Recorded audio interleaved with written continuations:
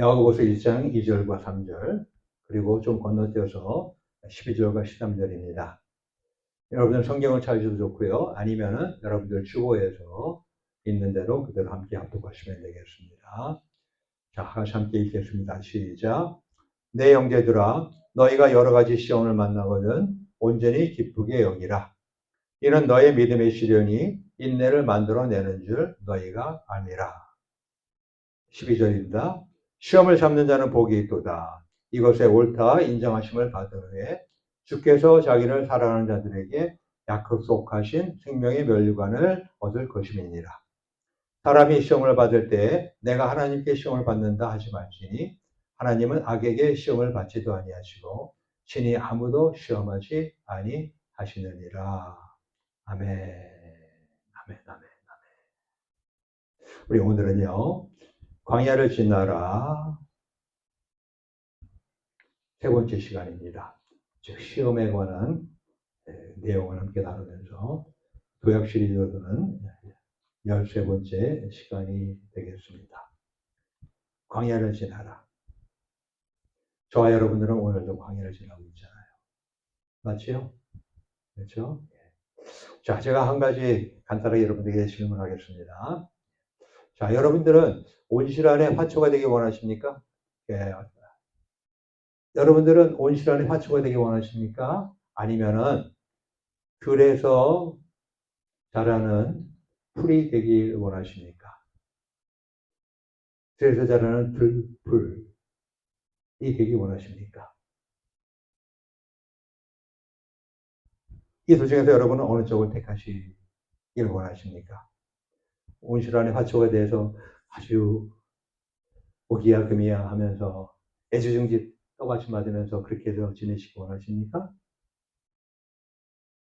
여러분이 알 것은요, 이 온실 안의 화초는요, 어느 날 갑자기 싹 죽어버릴 수 있어요. 왜요? 온실의 문이 열려져 있어. 추운 바람이 들어와. 다 얼어 죽어. 조금도 참을 수가 없습니다. 반면에 들에서 자라는 꽃은 어떻습니까? 들이라는 데가 얼마나 황량해요. 장막해요. 그렇죠? 힘들어요. 그죠? 근데 거기서 살아내는 식물이 바로 뭐예요? 이게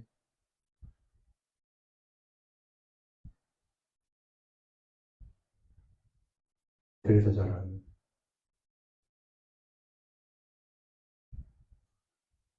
꽃이 아닙니까?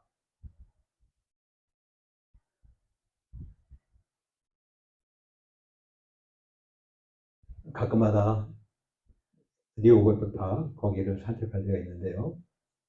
보면 그냥 산책로 옆쪽에 야생화들이 이렇게 펴 있습니다. 얼마나 보기 좋은지요. 예. 그러니까 우리는요, 인생에서 무사무탈하면서 평탄하게 지내는 것이 복이라고 말합니다. 그러나 사실은요, 우리들이 유사유탈, 문제가 많아, 탈도 많아.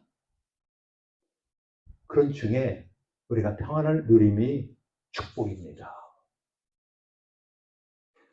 엄청나게 힘들어요. 근데 그 가운데서도 내가 마음의 평안과 안식을 누리고 위로를 받으면서 내가 거기서 고요하게 지내요. 이게 바로 축복인 거예요. 우리 히브리서 기자는요, 하나님을 기쁘게 하려면 우리가 무엇을 믿어야 한다고 말하고 있습니까? 첫째, 하나님이 계신 것. 다음에 둘째, 하나님이 상 주시는 분임을 믿어야 됨을 말하고 있습니다. 그게 우리 히브리서 11장 1절 말씀 아니에요? 믿음이 없이는 하나님을 기쁘시게 못하시나니 하나님께 나아가는 자는 반드시 그가 계신 것과 또한 그가 자기를 찾는 자들에게 상 주시는 이심을 믿어야 할지니라 라는 것입니다. 자, 여러분들 하나님으로부터 상을 받기 원하시죠? 아멘? 상 받기 원하시죠? 근데 하나님이 상 주실 때 그냥 아무것도 하지 않았는데 상 주실까요? 아무 일도 없을 때 상 주실까요? 아니겠죠, 그죠? 예. 여러분들 어떻습니까? 상을 받으려면 궁궐에서 호의호식하면서 편안하게 지내면 됩니까? 아니잖아요. 오히려 어때요? 불편하고 험악한 광야를 지나야 합니다. 오늘 저와 여러분들은요, 바로 이와 같이 불편하고 험악한 광야를 지나기 위해서 여러분들 고통도 불편하고 또 몸도 아프면서 그러면서 여기 오시지 않으셨어요? 잘하신 거예요. 왜 그럴까요? 이유는요, 광야에 상을 받을 수 있는, 즉, 모든 시험 요소들이 갖춰져 있기 때문에 그렇습니다. 우리 한글 성경을 보게 되면 시험이라고 하는 한글 용어가 모두 113회 나옵니다. 구약에 51회, 신약에 62회가 사용되었어요. 그런데 그 단어의 사용례를 주의 있게 살펴보면요, 늘 동일한 의미가 아니에요. 세 가지 의미로 쓰여졌음을 발견합니다. 첫째는 뭐냐면 유혹입니다. 템프테이션이에요. 다음에 둘째는 뭐예요? 시험인데 말 그대로 학생들이 시험 치르는 시험, 테스트예요. 다음에 셋째는 뭐예요? 시련이에요. 시련. 반란, 고난, 이거예요. 근데 이 오늘 본문에서도요, 이 세 가지 의미가 모두 함께 쓰였습니다. 이 자리에 보니까 어떻게 됐습니까? 내 형제들아, 너희가 여러 가지 시험을 만나거든. 이때 시험은 트라이얼, 쉽게 말하면 시련입니다. 시련. 온전히 기쁘게 여기라. 이는 너희 믿음의 시련. 정확하게 말하면 시험이라는 표현이 돼야 되는데 테스팅이에요. 테스팅. 이 인내를 만들어내는 줄 너희가 아니라 되어 있어요. 그리고 12절에 가면은 시험을 참는 자는 여기도 트라이얼, 시련이 되어 있고요. 복이 있도다. 이것에 시험에, 즉 테스트에 옳다 인정하심을 받은 후에 주께서 자기를 사랑하는 자들에게 약속하신 생명의 권리를 얻을 것입니다. 13절에 가면 몽땅 다 유혹입니다. 사람이 시험을 받을 때 템프티드. 내가 하나님께 시험을 받는다 하지 말지니 하나님은 악에게 시험을 받지도 아니하시고 친히 아무도 시험하지 아니하시느니라.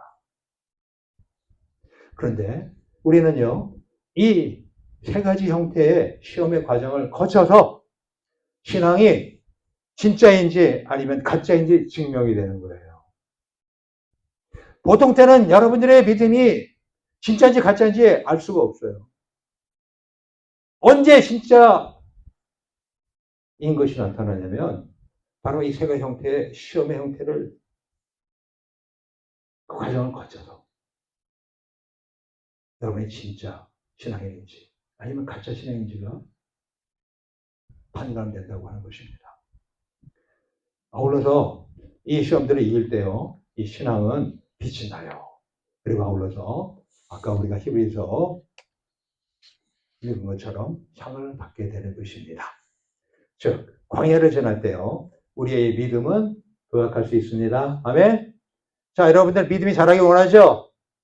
여러분들 신앙이 더 있기 원하죠? 맞죠? 예? 바로 광야를 지날 때 여러분들의 믿음은 성장합니다. 궁궐이 있을 때가 아니에요. 내가 먹고 마시는 것이 편안할 때가 아니에요. 자, 그러면 이제 그 세 가지 의미 중에서 첫 번째 하나씩 살펴보도록 하겠습니다. 자, 첫째로요, 이 광야는요, 시험, 곧 마귀의 유혹이 있는 것입니다. 우리 헬라어로는 페이라스모스라고 하는데요. 그게 이제 우리 본문 13절에 나와 있던 거잖아요. 예, 그래서 제가 다시는 읽지 않겠습니다. 아까 우리가 살펴봤기 때문에. 자, 이스라엘 백성들이요, 이 시내산을 떠나서 이제 광야길로 본격적으로 행진했거든요. 자, 그때 그들은요, 이 세상의 다른 음식들의 유혹을 받았어요. 그래서 하늘의 만나를 싫어했어요. 그래서 애굽으로 돌아가자고 울부짖었어요. 본인들이 노예로 자유도 없이 형편없이 살았는데 불구하고 거기로 다시 돌아가자고 울부짖었어요. 참 얼마나 한심합니까, 그렇죠? 네. 민수기 11장 4절 7절에 나오는 얘기인데요. 이스라엘 중에 속해서 사는 무리가 탐욕을 품음에, 여기서 이스라엘 중에 속해 사는 무리라고 하는 것은 이스라엘 백성만 알고, 그때 이스라엘 백성이 나올 때 함께 지내던 사람들을 말하는 것입니다. 이 사람들이 이스라엘 백성들이 아니잖아요. 그러니까 그들이 탐욕을 막 품는 거예요. 그랬더니 이스라엘 자손도 거기에 영향을 받아가지고 유혹이 돼가지고 울어. 그러면서 뭐라고 얘기하냐면, 누가 우리에게 고기를 주워 먹게 할 거? 우리가 애굽에 있을 때에는 값없이 생선과 외와 수박과 부추와 파와 마늘들을 먹은 것이 생각나거늘 이제는 우리 정력이 쇠약하니 이 만나 외에는 보이는 것이 아무것도 없도다 라고 불평불만하는 겁니다. 뿐만 아니라 유대 광야에서요, 예수님이 이제 유혹하는 자, 곧 마귀에게 시험을 받았어요. 유혹을 받았어요. 인간을 오신 예수님께서도요, 이 사람을 유혹하듯이 이 마귀가 같은 방법으로 시험했다는 것이죠. 그게 이제 마태복음 4장 1절부터 11절에 잘 나와 있는데, 육신의 연약함을 알고 마귀가 유혹을 했던 것이죠. 예, 40일 밤낮으로 금식하신 게 주이신지라 시험하는 자가 예수께 와서와 이르되 내가 만약 하나님의 아들이거든 명하여 이 돌들로 닭다리가 되게 하라. 그런 겁니다. 그러자 예수님은요, 마귀의 유혹을 말씀으로 물리셨습니다. 결국 3번의 시험을 받는 영적 전쟁에서 말씀으로 승리하셨습니다. 아멘. 바로 이는 예수님이 세례 받으시고 성령 충만하셨기 때문에 마귀의 집요한 시험을 이기셨던 것입니다. 그리고 이때부터 예수님은 공생애를 시작하시게 됐고요. 온갖 기적을 일으키면서 십자가의 고난을 견디어 내셨습니다. 할렐루야. 오늘날 우리 인생 광야에서도요, 이 사탄 마귀는 우리에게 아주 다양한 형태로 유혹을 합니다. 하나님이 아닌 이 세상이나 세상 것들을 더 사랑하고 좋아하도록 유혹해요. 그리고 마음을 빼앗기게 합니다. 때문에 야고보 지도자는 이렇게 권면했잖아요. 예? 이 세상이나 세상에 있는 것들을 사랑하지 말라. 자, 여러분들 이 세상 사랑하십니까? 혹시 이 세상에 있는 것들 사랑합니까? 누구든지 세상을 사랑하면 아버지의 사랑이 그 속에 있지 아니하니 이는 세상에 있는 모든 것이 육신의 정욕과 안목의 정욕과 이생의 자랑이니 다 아버지께로서 쫓아온 것이 아니요 세상으로 쫓아온 것이라. 요한일서 2장 15절 16절에 있는 말씀 아닙니까? 그러므로 우리 모두 하나님께 기도하고 예배하는 마음을 빼앗기지 않도록 해야 할 것입니다. 매일 말씀을 묵상하는 복된 삶을 살아야 할 것입니다. 그래서 성령 충만함으로 마귀의 유혹과 우리 내면의 쓴뿌리와의 영적 전쟁에서도 모두 승리하실 수 있기를 축원합니다. 아멘. 자, 둘째로 이 광야는요, 이 시험이 있는데 이때 시험의 의미는 뭐예요? 테스트예요. 테스트가 있는 것입니다. 근데 이 테스트 가운데는요, 2가지 또 종류가 있는데, 첫째는 사람들이 하나님에 대한 시험이에요. 자, 여러분들 가운데서 혹시 하나님한테, 하나님, 이거, 하나님이 하실 수 있으면 해요? 이거 하나님이 정말 할 수 있는 거예요? 뭐 이러면서, 만약에 하나님을 테스트하려고 하면 안 되는데, 그렇게 하는 것이 바로 이 광야라고 하는 것입니다. 특별히 이스라엘 백성들은요, 이 광야에서 하나님을 자그마치 10번이나 하나님의 능력을 테스트했습니다. 그게 민수기 14장 22절에 나와 있어요. 나의 영광과 애굽과 광야에서 행한 나의 이적을 보고도 이같이 10번이나 나를 시험하고, 즉 나를 테스트하고 내 목소리를 청종치 아니한 그 사람들은 이라고 기록되어 있습니다. 10가지가 있는데 그 10가지를 제가 이 시간에는 일일이 제가 언급하지는 않겠습니다. 언급해 드릴까요? 간단하게? 예. 홍해 앞에서의 원망이고, 둘째는 마라의 쓴물 사건이고, 세 번째는 신광야에서의 양식 부족을 원망한 거고, 네 번째는 만나를 아침까지 남겨둔 거에 대한, 그리고 5번째는 안식일에 만나를 찾으러 간 것, 그리고 6번째는 르비딤의 물 부족을 원망했고, 7번째는 호렙산에서의 금송아지 우상 숭배예요. 그다음에 8번째는 다베라에서의 원망이고요. 9번째는 기브롯 핫다와에서의 고기 탐욕입니다. 그리고 10번째는 가데스 바나에서의 정탐꾼 사건입니다. 그래서 이스라엘은요, 그들이 하나님에게 대한 시험으로 인해서 대가를 치르게 돼요. 자그마치 5가지 대가를 치러요. 먼저 그들은요, 가나안 땅에 들어가지 못했습니다. 이어서 이스라엘 백성이 모두 광야로 되돌아갈 것. 그리고 40년 후에야 약속의 땅 가나안에 들어갈 수 있다는 것. 그리고 10명의 불신앙의 정탐꾼들의 재앙으로 인한 죽음. 마지막으로 아멜렉과의 전쟁을 패할 것. 5가지 대가를 치렀어요. 우리 모두 히브리서 기자가 강하게 권면했던 것 같이 강팍한 마음을 갖지 않아서 하나님을 결코 테스트하지 않으시기를 당부합니다. 히브리서 3장 7절과 9절에 보면 이렇게 말해요. 그러므로 성령이 이르신 바와 같이 오늘 너희가 그의 음성을 듣거든 노하심을 격동하여 광야에서 시험하던 때와 같이 너의 마음을 강팍히 하지 말고 거기서 너희 열조가 나를 시험하여 증험하고 40년 동안의 나의 행사를 보았느니라.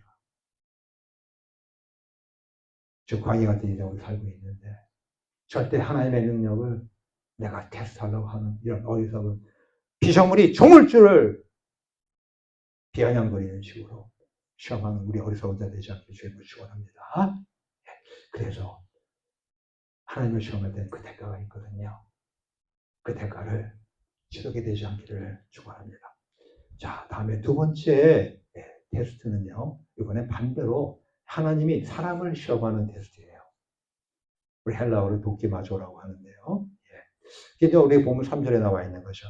이는 너의 믿음의 시련이 인내를 만들어내는 줄 너희가 아니라. 그리고 12절 중간에 가면 이것에 옳다 인정하심을 받은 후에 라고 해서 테스트가 나옵니다. 하나님이 우리 사람에게 행하시는 테스트. 자, 이 테스트에는 대표적인 것이 뭐가 있어요? 바로 이 하나님이 아브라함에 대한 믿음의 테스트가 있죠. 그죠? 자, 아브라함은 아들 이삭을 모리아산에서 번제로 드리라고 하는 명령을 받았습니다. 그래서 그런 이삭에게 칼을 내려서 정말 죽이려 했어요. 그러나 그때 하나님은 그를 만류하시면서 내가 이제야 내가 하나님을 경외하는 줄을 아노라. 창세기 22장 12절 후반에 그렇게 말씀하셨습니다. 또한 이스라엘 백성의 광야 40년 생활도 사실 하나님이 이스라엘 백성들을 테스트하는 그런 과정이었어요. 그게 우리 신명기 8장 2절에 나와 있잖아요. 40년 동안에 너를 광야의 길을 걷게 하신 것을 기억하라. 이는 너를 낮추시며 너를 시험하사 내 마음이 어떤지 그 명령을 지키는지 안 지키는지 알려 하십니다. 자, 오늘도 여러분에게 하나님이 테스트하세요. 근데 여러분들은 지금 다 합격한 사람들이에요. 그러니까 이 주일날 이렇게 외우지 않았습니까? 더욱이 7월 4일 5일 인디펜던스 데이 할라데이. 예? 남들은 지금 여기저기 돌아다니면서 막 이러고 있는데 여러분들은 어떻습니까? 이처럼 거룩한 주일날 하나님 전에 와서 함께 예배드리고 있잖아요. 할렐루야. 이와 같이 계속해서 하나님의 테스트 있을 때마다 그 시험에 떨어지지 아니하고 모두 합격하시기 축원합니다. 그래서 우리 아브라함처럼 믿음의 큰 도약이 있게 되기를 축원합니다. 네. 이제 마지막으로요. 광야는요. 시험. 여기서 시험이라고 하는 건 뭐냐면 아까 얘기한 것처럼 시련이에요. 시련. 트라이얼이라고 하는데 우리 헬라어로는 도끼 미온이라고 합니다. 그래서 바로 이 시련을 통해서 훈련받으면 정결케 되는 영적 성숙의 현장이에요. 그게 오늘 보면 12절에 나와 있잖아요. 그죠? 시험을 잡는 자는 복이 있도다. 이때 트라이얼이에요. 시련이에요. 시련을 잡는 복이 있도다. 생명의 멸류관을 얻을 것입니다. 라고 성경을 기록하고 있습니다. 가만히 보면요. 우리 성경의 위대한 지도자들은요. 이 모두 이 광야라는 영적 훈련소를 거쳐서 하나님의 사역자로 세워졌어요. 가령 이 모세를 보세요. 모세는 궁궐에서 40년 있었어요. 예고의 왕자로서. 얼마나 호기호식하면서 얼마나 편안한 가운데 지냈겠습니까? 그리고 그 다음 미디안 광야로 도피했습니다. 40년 동안. 그리고 이 마지막은 출애굽 광야 40년을 살았어요. 그래서 또 120년을 살았잖아요. 미디안 광야에서 이 모세는요, 야곱의 왕궁에서 가졌던 자신의 힘과 학식을 다 버릴 수밖에 없었습니다. 그러나 그의 미디안 광야 40년은 어떻게 보면 낭비 같잖아요. 낭비가 아니었다는 것입니다. 자, 가령 예를 들면 우리 앞에 계신 집사님 얼마나 운전 잘해요. 그리고 기타 등 교회 가면은 오디오, 비디오 시스템 그런 것들, 음향 시스템 그런 거 다 관리하고, 그죠? 이러면서 그동안 얼마나 교회를 잘 섬겼습니까, 그죠? 근데 지금 몸이 통을 맞아가지고 못 움직이니까 전혀 하고 싶어도 할 수 없죠, 그죠? 자, 그러면 지금 그 모든 것들을 다 잃어버린 거 아니에요, 그죠? 지금 다시 말하면 모세처럼 광야에서 지금 지내고 있는 거 아니에요, 그렇죠? 그러면 이것이 모세에게도 허송세월이 아니었거든요. 우리 집사님에게도 허송세월이 아니라고 하는 것을 반드시 명심하시기 주의를 축원합니다. 바로 이 미디안 광야 40년의 광야 생활을 통해서요, 그는 모래폭풍을 피하는 법을 배웠어요. 그리고 아울러서 오아시스가 어디에 있는지 그 위치도 그가 파악할 수 있었어요. 그리고 자고 나면 바뀌는 사막의 지형을 읽어내는 능력 또한 갖게 되었어요. 죄를 위해서 오히려 예비된 시간이었다는 것입니다. 아멘? 그 후에 그는 이스라엘의 구원자로 부름받았어요. 그리고 가나안으로 백성들을 인도했습니다. 그래요. 우리가 알 것은 하나님의 계획 속에 낭비라는 것이 없습니다. 아멘? 여러분들 생각할 때 우리 교회 이렇게 저렇게 많이 어려운 가운데 있잖아요. 그죠? 그럼 이게 하나님의 낭비하냐? 라는 생각이 들죠? 네? 근데 우리 교회만 그런 게 아니라 지금 어떻습니까? 지금 이 팬데믹 이후에 지금 수많은 교회들이 다 지금 너무너무 힘들고 어려운 가운데 있잖아요. 그죠? 그러면 하나님이 지금 낭비 속에 있는 거야? 아니에요. 다 이런 과정을 거쳐서 이런 광야를 거치는 가운데 교인들이 더욱더 훈련받으면서 하나님이 원하는 신앙인들로 성장하고 성숙할 수 있게 하기 위해서 하는 것이라는 것입니다. 하나님은요, 산산이 부서진 마음과 메말라버린 삶에서도요, 필요한 모든 것을 준비케 하십니다. 아멘? 길이 끊어진 곳에도요, 새 길을 준비하십니다. 다윗, 잘 아시죠? 이 다윗 왕의 통치는요, 사실 이스라엘 역사의 정점이었어요. 예? 유대민족이 가장 지금까지도 존경하고 추앙하는 인물이 누구예요? 킹 데이빗, 다윗 왕 아닙니까? 바로 그가 이스라엘 지파들을 연합시키고 영광스러운 왕국을 세웠잖아요. 하나님의 마음에 맞는 사람이면서 또 아울러서 사람들에게도 위대한 왕이었습니다. 그런데 그가 왕좌에 오른 그의 길은요, 결코 쉽지 않았어요. 그리고 생존을 위해서 광야에서 5년 이상을 보내야 했습니다. 여러분들이 성경을 통해서 아시겠지만 다윗은요, 약 15세에서 17세 그 사이에 청년 때 기부를 받아서, 다시 말하면 그가 왕이라고 하는 것을 하나님이 인정하셨어요. 하지만 그가 정작 헤브론에서 유다와 베냐민의 왕이 될 때는 몇 살? 30살이었습니다. 장만 13년, 15년의 세월을 그는 기다려야 했던 거예요. 예? 예. 그럼 그동안에 어떤 일이 있었을까? 사실은 많은 훈련이 있었던 것입니다. 광야는요, 바로 이 다윗이 왕의 역할을 준비하는 데 필요한 시련이었습니다. 고난이었습니다. 연약하고 물 한 모금 얻기에 있는 죽음과 같은 광야는 다윗을 철저히 낮췄어요. 그리고 오직 하나님만을 의지하게 만든 연단의 장이었습니다. 혹시 여러분들 지금 자꾸만 낮아집니까? 하나님이 지금 낮추시고 있는 거예요. 그럴 때 여러분들 계속 하나님 앞에 낮춰지는 여러분들 되게 주님을 축원합니다. 자꾸만 딴 생각하지 마시고 딴짓 하지 마시고 하나님 바라보고 하나님 밑에서 계속 낮아지기를 주님을 축원합니다. 다윗은 광야의 극심한 고난 속에서 인간적인 복수를 택하지 않았어요. 사실 웬만한 고난이 있으면은 날 누가 죽이려고 그래? 내가 죽여야지. 그러지 않았다는 거예요. 또한 하나님의 때와 계획을 기다리는 법을 그는 광야에서 배웠어요. 그래서 두 번이나 알다시피 사울왕을 죽일 수 있었지만 죽이지 않았잖아요. 예? 광야는요, 육체적으로는 가장 두렵고 매만한 공간이었죠. 그러나 다윗에게는 왕으로서의 성품을 다듬고 영적인 깊이를 더해진 은혜의 공간이었던 것입니다. 그가 광야에서 얻은 모든 실질적인 유익한 많은 것들이 있어요. 근데 그것보다 더 뛰어난 교훈이 하나 있습니다. 다윗이 광야에 있을 때 시편 63편 지었는데 거기서 그 모습을 우리가 엿볼 수가 있어요. 다윗의 시, 유다 광야에 있을 때 하나님이여 주는 나의 하나님이시다. 내가 간절히 주를 찾되 물이 없어 마르고 곰빗반 땅에서 내 영혼이 주를 갈망하며 내 육체가 주를 악무하나이다. 어디서 영혼이 주를 갈망하고 내 육체가 주를 악무한다고요? 어디서?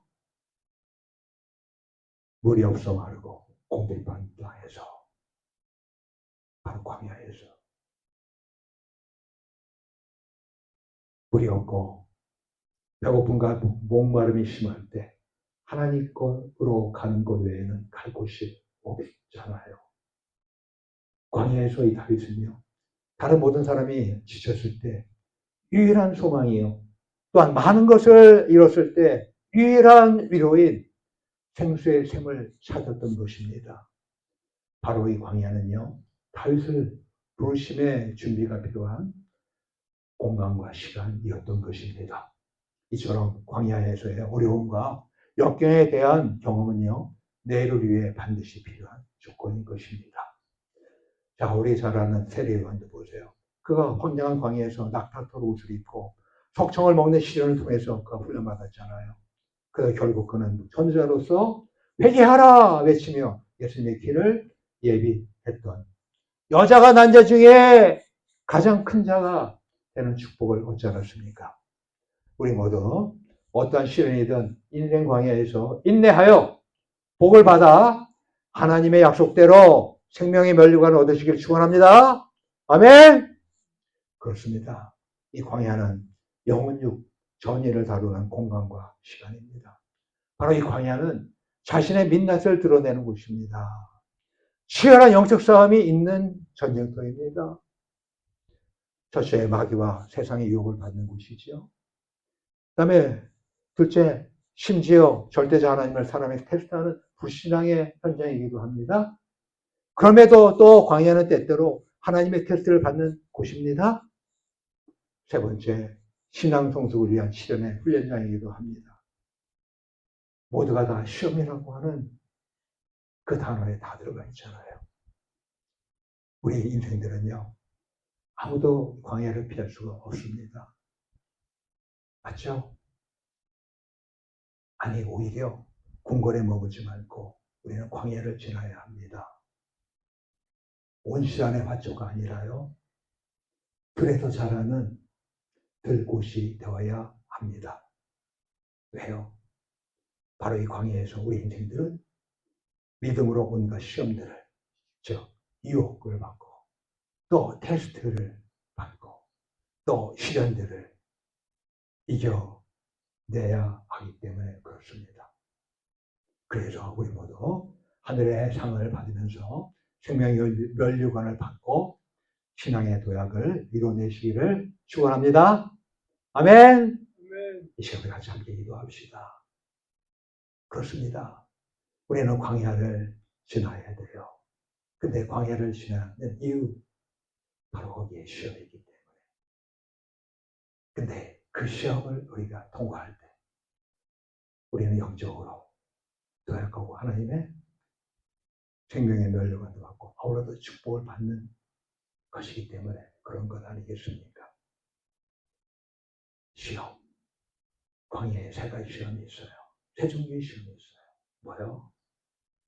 마귀의 유혹이 있고, 두 번째 뭐요? 하나님께 대한 시험이고, 아울러서 하나님이 우리 인생들을 테스트하는 테스트, 그리고 하나님의 사람으로 우리를 더 보다 성숙하게 훈련시키는 시련, 바로 이 세 가지 시험. 우리 모두 이 모든 것들을 너끈히 하나님을 바라보는 가운데 이겨내므로 믿음이 더욱더 성숙할 수 있게 되기를 주님으로 축원합니다. 이 시간에 다 같이 단 1분간입니다. 단 1분간이지만 이 시간에 다 같이 함께 기도하며 주 앞에 나가도록 하겠습니다. 다 같이 기도합니다. 하나님 아버지 감사합니다. 주님께서 아버지 하나님 인도하여 주셔서 오늘 아버지 하나님께 예배드릴 수 있도록 도와주시니 감사합니다. 하나님, 우리가 단 1분간이라도 절절하게 우리 하나님께 기도하기 원합니다. 하나님, 지금 아버지 하나님께서 우리에게 아버지 하나님 원하시는 것이 무엇입니까? 광야를 지나는 가운데 시험에서 이기라고 하는 것 아니겠습니까? 하나님, 이 말씀에 따라서 시험을 이기는 우리 모두가 되게 부족하도록 축복하여 주시옵소서. 주께 부탁드리며 예수님의 이름으로 기도합니다. 아멘. 할렐루야.